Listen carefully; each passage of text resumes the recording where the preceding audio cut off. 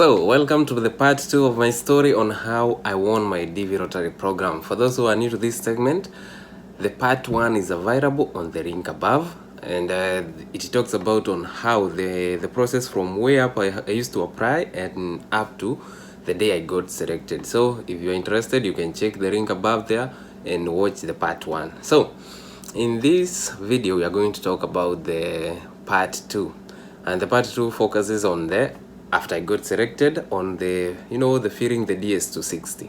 So let's start it right away. So on the part 2, I will take you back to 2019, around that was May, after the results were out on 7th May 2019, but I got my results on on the same year but same month but on date 10, the website issues. So I got my results and I was there. I didn't know, like before then, I never did some research, or I never knew what you should do when you get selected. For me, I knew you get selected, then you fill a simple form, you send, then you get an interview date and all of that. Okay, and I thought it's a small process and a simple one. So I'm there, I'm selected.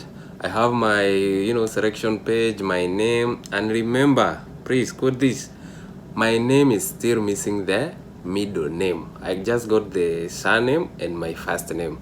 But, back in my mind, I'm like, this is what the results always like. I never thought I missed my middle name. I thought this is how the results are supposed to be. And I never bothered. Even actually nothing was, I just continued. So it was on a Friday.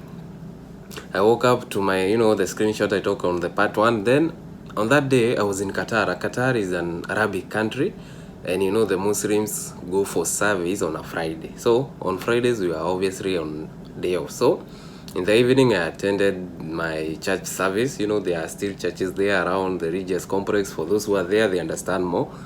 And my church was around by the name Erion Assemblies of God, around their religious complex with our pastor there, Pastor George Anthony, and his assistant, Pastor Michael. Shout out to them wherever they are.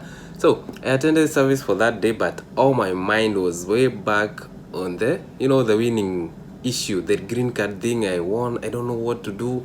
And the other thing, even at the service time, the pastor could preach something and everything I could try to relate to the green card issues. Then, to cut it short, after service, I went back, I checked and everything I did there on the application, I never used my laptop or anything. I could just use my phone.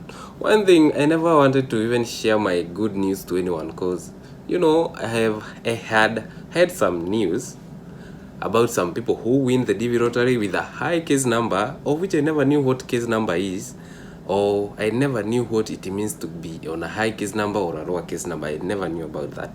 So I had some guys or some friends before who had won a green card, but they were at a high case number, of which they proceeded to a certain point and, they just dropped it because they were not, the case number was quite high and the interview never got to their point. So I was like, and let me remind you of one thing. On the application stage, I had when I'm applying, I told God, if this thing is real, I had applied for several years without winning. Then on that year, I remember very well, I told God, if this thing is real, let me win, even if I'm on those among those high case numbers that never get interview. In case I get a winning messages, even if I will not go way up to the interview level, then I will believe that the DV Rotary program is real. So when I did the application, that was my mind, and I told God, let me win, even if I will not go, I will have now faith and I will proceed for many more years. So that memory still came back when I won the DV Rotary. So I was like, oh, maybe now God is working on what I asked him. I had asked him, let me win, even if I will not get to the interview level. I want to see me as a winner, then I will believe. So I never wanted even to talk to friends about it, so I could just go. And the other thing, I never knew you had, or that period a month or so to fill the Ds-260. For me, I just followed the instruction on the Ds-260, and it says that fill the Ds-260 as fast as possible and submit it back. So in my mind, I thought like those people who never attend the interview, or those people who never get to the interview stage, maybe they are slow in applying the Ds-260. That was what was in my mind. So I could not take a risk on that. So on that Friday, it was on a Friday, after actually before church, because I attended the service in the evening. Before that, the whole day I could not even play some games as we used to do, but I could only focus on my phone, on my room, and I was just trying to feel what I understand. And the best thing about it, I already had a host.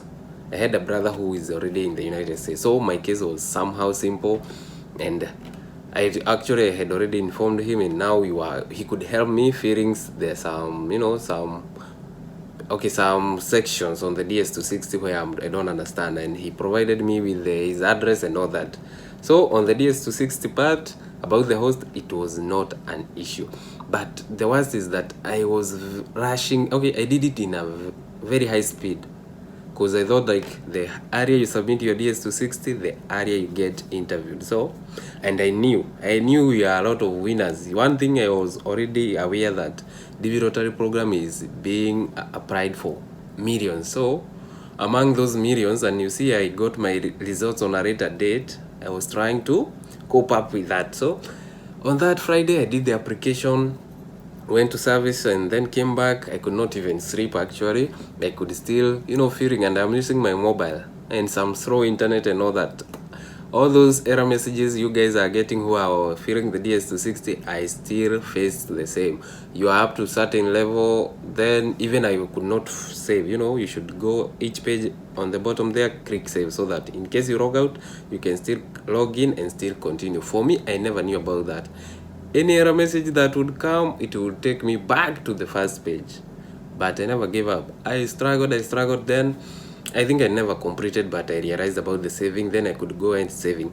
Then something else that now, screwed me up on the part of the Ds-260, and I was like worried, like completely, I never knew what to do. One thing, I also never knew that in case you make an error on the Ds-260, that you can contact KCC to unlock your Ds-260 so that you can rectify. I never knew that.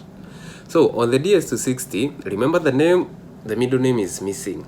And also I made another mistake on the education level. On the education level, they request you like the highest level.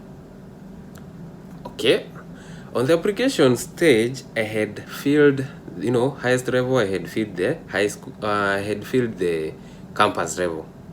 So on the Ds-260, I came again. They ask you the number of institution you have ever been to. Instead of highlighting like to high school and the campus level, I went ahead and again I went ahead and filled one institution. That is the university. I filled very well the name of the university, the address of which I never knew. I forgot everything, but I just did a guesswork. I filled some figures there. At least I can remember the country and the town and all that. So I filled those things. I forgot to add the high school. And for those guys who never added their high school on the Ds-260, you don't have to worry. So long as you have a level that is high school level or even higher. If you have a master's and PhD, you can avoid the high school and fill the PhD only, and it will be okay. For me, myself, I feel the campus, the university level, done. The high school, I never, and later on, I realized I made that mistake, and it was like terrible. I never knew what to do. I was like, I hope everything goes well. So, on that point, on the education level, I made a mistake. I never filled the, it's not that serious mistake, but it took me like the whole process. I lived in tension. You always remember that, that I never filled that. So that might disqualify me from interview. Actually, my worry was not even interview. My worry was about maybe I will not be sent the second letter. That is the appointment letter. So up to that, the education level, something. Now again on the intended work, occupation. there's that a question, and I can see I still receive many questions on the intended part, the intended occupation when you get to the United States. I totally asked my host, that is my brother who was there, and he told me what to feel. Actually, he told me the best, okay, you don't have to be focused much about it, but you can feel anything. But he gave me a selection. Actually, he told me to feel the health services and something like that. So instead of, okay, by that time when I'm feeling that, the internet issue came through and broke me, and I had to to log out and log in again. So when I logged in, instead of feeling what I was told, I filled business. Which type of, actually it was which type of visa, I don't know, something like that. Then I filled business. So, and I proceeded. Then way up to there, then about the vaccination. And this is where now again, I have been receiving the question of the vaccination. So I asked my brother about it, and he told me, you just go ahead, feel yes. Then I told him, but I don't have the records. He told me, you don't have to worry. Before you attend the interview, you will attend a medical test, and those vaccinations they're asking you, you will receive them in that medical. Medical test, they receive the vaccination, and now, so by the time you attend the interview, you'll already be having your medical and vaccination record for all they want. So I feel yes, and that's why you guys, I tell you, go ahead and click yes. So there's that issue. So far I have two worries. One, high school education, and I don't know, it was type of visa, because I remember I failed business instead of something I was told by my brother. So all this I realized when I already submitted. So I went ahead, finished everything, all those, it's a big document. I did it, I think, with like 2 days. Then following day was Saturday. At work, I could still get some time and fill. Again, after work, I completed the whole document. I went to the signing and submit. I all did that, pap, and submitted.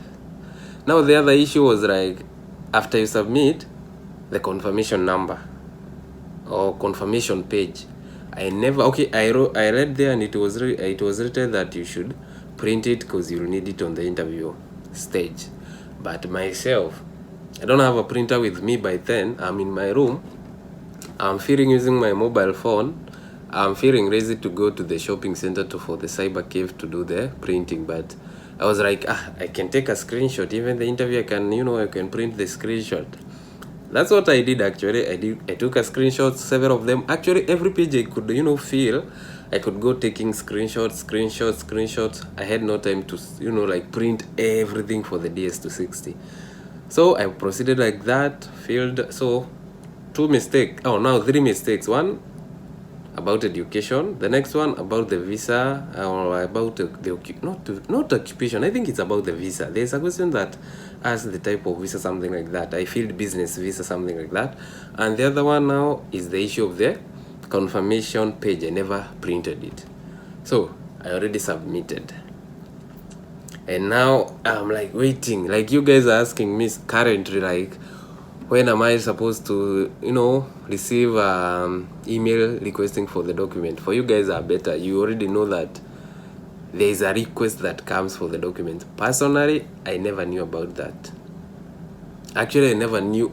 The next thing I was waiting for was interview appointment letter. I don't know even to read the visa bulletin. I don't even know what the visa bulletin was by then. So I'm just there.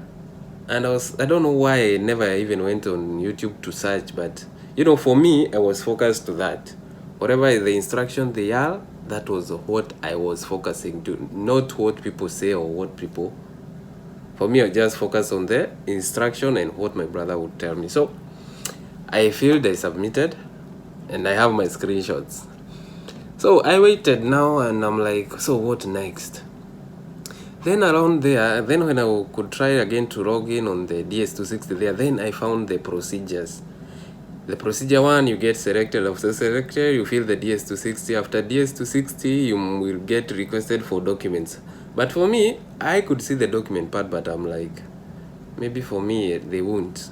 Maybe I thought it's not a mandatory. So for me, I just relaxed. I never even checked the documents they need. So I did it and then relaxed. And I never knew when to expect the email or when will I get interviewed. So I was worried. Maybe my case number is very high. Maybe I'll never get, because I was expecting like the interview appointment to be around June, the same year. So I'm just worried there. Every day I could remember, maybe I'm not being scheduled for interview because of the mistake, the high school thing and all that. But eventually, around way from May way up to October, I remember it's around October 12th. That's when I was at workplace. Then I received an email. By then I had done some research about the email and all that. So I received an email requesting for the documents. I went very fast, I'm at workplace. Went check the message, the biography page, what, everything. So the lucky part, I had my passport with me, very okay. The best thing, when I left my country, I'm already in a foreign country, already in Qatar, but my home country is in Kenya. So when I left my country in Kenya, I had a police clearance certificate for Kenya, of which at that point it was invalid, it was, expired. So on the part of the police clearance certificate, the one I had from Kenya was expired, but at the same time, when I left Kenya, it was valid. So if you are in such a situation, you don't have to worry. You can still present that invalid so long as you left that country when it was valid. So the issue now became about the police clearance certificate for Qatar. These are new countries, your foreign country. You don't know the official, the official or the offices that are responsible with the police clearance certificate. Actually, you have never interacted with the police or anything like that. You are under contract, so anything that you do, your company must be informed, because the company is the one that deals with your preparation for all the documents, the IDs and everything. So you are there, you are wondering, so where will you even start? So I went to Google. That's why I tell you guys, if you are confused, even before you ask somebody, please try to research by yourself. I went on Google and I could type, how can I get police clearance for, police clearance certificate in Qatar? Then, to my surprise, a lot of stories and all the explanation was available on Google. So in Qatar, you have to download a certain application called Mitrash. Then on that, you'll fill everything, your ID number and all that. Then it's very, very simple, but I never knew about it. So on that I downloaded, I tried to fill, but I don't know what was happening, but I think I was not feeling the right way. I tried for like 2 days, it could not go through well. Then I decided, let me go to a cyber cave, maybe they are aware of this stuff. I was very lucky. I met a guy on the cyber, he helped me in 3 minutes. I paid I think it was around 40 riyals, that is Qatar money. Then I went back, and it was so easy that you just apply online. Then it will give you a notification like processing.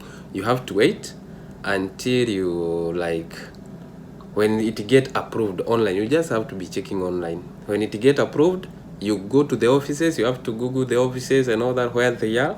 You just go and correct them. So now a big mess. Okay, something terrible was to happen. So one thing, before even I applied, I went to the offices and to inquire about it, and they told me, go download that app and apply online. Then you just come to correct. Okay. Now remember, I'm employed. I work from Saturday to Thursday. I only have 1 day off. That's Friday. And on this Friday, it's a worship day in Qatar. That is Friday. For the Muslims, it's Friday. So in this Friday, I'm on a day off. And of course, the government offices are closed because it's a worship day. So the only day I have to go pick the certificate is either from Saturday, actually even Friday and Saturday they are closed. It's either Sunday to Thursday. And on that time, it was crazy. On that time, I'm working, and actually I was working during the day. And the time frame you could only pick the certificate for the correction of the certificate was from 8 a.m. to 12 noon. So if you come afternoon, it's open, but they don't they don't offer that services for the issuing the certificate. So I went on the best part of it is that the following day after application, I found on the website is already approved. I was quite happy about that. So I went Actually, from work, I could leave my workplace at around 2. So I dropped on the highway, took a taxi way to the offices. On arrival, they told me, no, you have to come tomorrow around from 8 to 12. On that time, that's when we offer the certificate. So now I had to fix something. You know, I don't want to miss job, and I want the certificate. Because at our workplace, if you miss one day, you are salary twice at 2 days. Pesa. Okay, if you miss a day, then your salary was deducted for 2 days. So I never wanted to get some cut on my salary. So I faked some disease. Actually, I remember, and for God forgive me for that, I faked to be sick so that, you know, in our company they were very careful. If you have some signs of sickness, they tell you don't attend to work, please. They take you to the hospital. So that's what I did. They took me to the hospital. Then, you know, the driver will take you to the hospital, drop you. Then they will give you a contact when you are done with your hospital. Call them to take you back to the villas or the accommodations. So for me, I pretended to be sick. I was taken to the hospital, dropped there. Then at that point, when the driver leaves, I took a taxi way to the offices. I got there they are very fast and professional. Actually, within like two minutes, I went, you present, you know, your message and all that. Within 2 minutes, it was out, signed, and the same taxi I used, way back to the hospital. Now the issue here became like, I have to see the doctor, because if you attend the hospital, you have to come back with a certificate to show that you are sick, you know, the doctor, whatever things and all that. So I had to wait. There were a lot of people there, and you know you are not sick, but you have to wait, see the doctor, just tell him something you are even not concerned in, so that you can, you know, get the writings from the doctor. I did so, and later called the driver way back to the room. So one thing, I got the police clearance certificate for Qatar. Well and good. That was over. So the next thing, about the documents, I think I had everything. Yeah, because I had my certificates. I had carried my every document from my country when I was going to Qatar. So the issue of the documents, I submitted them correctly. Actually, I submitted the old police certificate from my country, Kenya. Now the one from Qatar, passport and everything was available. So now I submit the documents, and now I don't know how to wait up to when to get the interview letter and all that. But at least I was aware that the process is still going on. So that's when I realized about the visa bulletin. I could now, I understood. Actually, on October, I learned that actually for the 2019 now, if I am not wrong, it started by, on the October month, it was Africa region 2500. The second month, that is November, around 7,600 or 7,000 or 4,500, I think 45. Then December, it went way up. So I was checking my case number. Actually, my case number was 24,366 Africa region. So I could check the visa bulletin, yeah, trying to understand, even researching. And now the researching part was the one that could kill me, because I could research like, what if you miss, you know, the education factor and all that. Then many people on the Google could comment like, you are screwed, you are done, you cannot proceed, you know, the interview, even don't waste your money for the interview and the medical, you are screwed and all that. But back in my mind, I could be like, I cannot stop. So I went ahead, I did everything.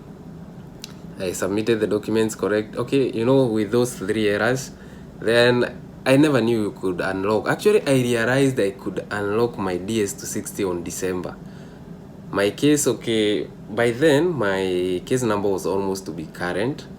And that's when I realized I can unlock my Ds-260, make some changes, and again, submit. But then at that point, if your case number is almost to be current, it's already locked, they cannot open it. So I decided, whatever it will, let it be what it will. So I just proceeded.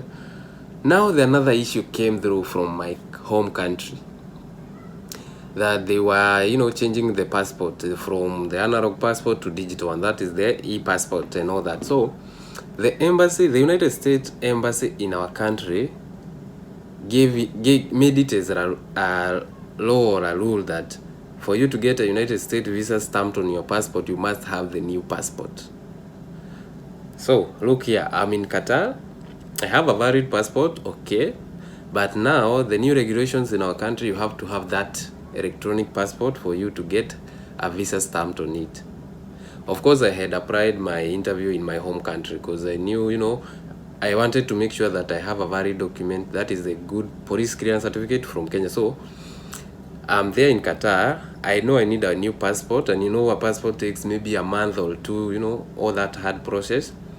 And now even the time frame from Kenya was, okay, there were a lot of issues with the passport. So I was in Qatar just, yes, working, but my mind is far out. I don't know even what to say. So I did everything, filed everything, and finally my case number was current, I think, on January, and I had to wait. It's current, so you're expecting the email like today, but it went up to January 29th. January 29th, that's when I received an email from KCC. Your case number is current, then directing with the issue of the embassy things and all that. That is January 2020, this year. That's when I received my email. So I had to resign. Actually, that day I was even prepared. Once I get my email like today, tomorrow I'm resigning, and the next day I'm flying back home so that I can go search for the passport and the police clearance certificate for my home country before the interview date. So I went home. The company, they had no problem. I talked to the managers and the senior managers, and everything was okay. They just let me go. Actually, it was almost completing my 4 years. So I had to go. I left. So that's how I left Qatar, like officially, without any problems. I just left. Then on arrival in our country, so the first thing was to apply for the passport and the good conduct. I found that the queue on, I think there was a deadline that was on, I think it was around March. So everyone who had the old passport was trying to renew their passports. So I'm there. I just landed and all that. So I went to apply. Then I could apply. I applied on, I think it was February, like date 6. I applied on February date 6, but I could be given appointment on March 26, I think. March 26, of which my interview is on March date 9. So the appointment for me to submit my documents to prepare a new passport was on 26 March, past my interview date. So I didn't know what to do. Again, being confused, but I did my things in Kenya, and I was successful. There was one, I don't know what even to say. That guy was super awesome. He helped me out, and I got my passport and the good conduct. So in part 3, this is the end of my part 2. In part 3, I'll be talking on now how I started scheduling my medical test and the interview itself. So guys, thank you for watching this part 2. Part 3 is coming tomorrow. So if you never watched the part 1, the link again, I bring it here. Watch it, it's here. And part 3 is coming tomorrow. Thank you for watching, and I hope you are learning something, and we are going to learn more. So see you, and click that like button, keep subscribing, invite friends to learn from this channel, and let's grow together. I want that 1000 subscribers. I will be going live answering questions from everyone on the DV program. So thank you for watching, and see you in our next video.